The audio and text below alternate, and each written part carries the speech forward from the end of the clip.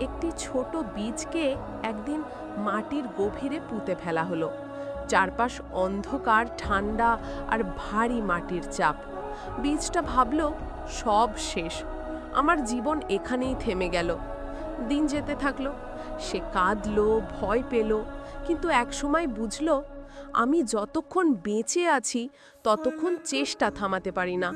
তাই সে ধীরে ধীরে নিজেকে ভেতর থেকে ভাঙতে শুরু করলো, মাটিকে ঠেলে ওপরে উঠতে লাগলো।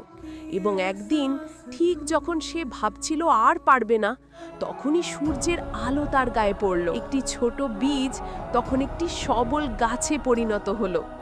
জীবনের অন্ধকার মানেই শেষ নয়, অনেক সময় অন্ধকারই আমাদের সবচেয়ে বড় শুরু করে দেয়। হাল ছেড়ো না, তোমার আলো একদিন আসবেই। এমন সুন্দর সুন্দর ভিডিও পেতে চ্যানেলটি সাবস্ক্রাইব করে রাখবেন, লাইক দিতে ভুলবেন না।